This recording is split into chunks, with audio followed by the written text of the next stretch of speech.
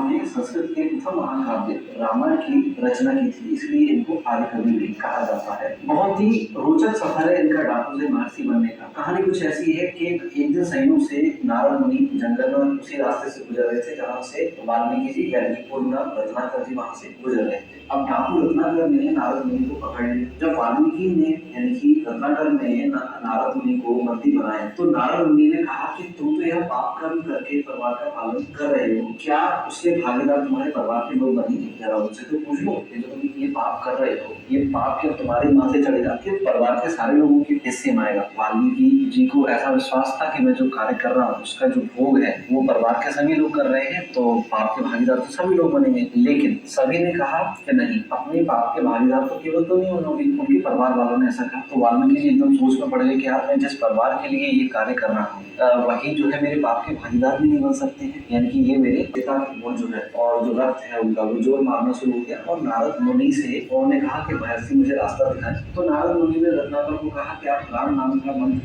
जो है जाप कीजिए। क्या करते थे वो?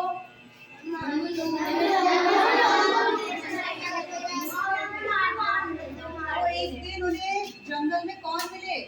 नारद जी। कौन मिले? उन्होंने उनको बताया, उन्होंने उनको उनकी ड्यूटी से एहसास कराया कि आप एक्चुअली क्या कर सकते हैं, राइट? उन्होंने समझाया और उन्होंने उस चीज को पॉजिटिव वे में लिया कि नहीं लिया? उन्होंने चोरी डकैती सब करना छोड़ दिया और वो सही रास्ते की ओर चल दिए। तो उनको क्या बताया गया कि आप किस वर्ड का जाप करें? नहीं, पहले उनको किस वर्ड का जाप करने को कहा था? जिससे जब वो उसको जाप करते गए काफी सालों तक तो वो बना वर्ड क्या बन गया? राम बन गया। और उसके बाद से उनको एक इस डायरेक्शन में ले गया कि उन्होंने कौन से ग्रंथ की रचना कर दी? रामायण। वो हमारे संस्कृत का सबसे बड़ा ग्रंथ है रामायण, राइट? रामायण किसके ऊपर है? रामायण राम जी के जीवन के ऊपर है ना? उसमें हम सब कुछ देखने को मिलता है। तो हमारी रामायण किसने लिखी है? और रामायण में कितने श्लोक हैं? 24,000 श्लोक। तो वाल्मीकि जी को पूरा क्या कहा जाता है? महर्षि वाल्मीकि। क्या कहा जाता है? महर्षि वाल्मीकि। और बाद में जब आप ये ग्रंथ पढ़ेंगे तो आपको पता चलेगा जो राम जी के पुत्र थे, क्या नाम था उनका?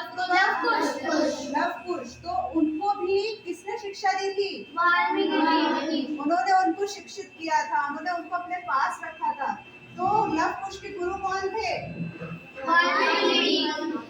ठीक है, अब आपको समझ में आ गया कि महर्षि वाल्मीकि का हमारे संस्कृत में, हमारे संस्कृत गद्य में, हमारे काव्यों में कितना बड़ा महत्व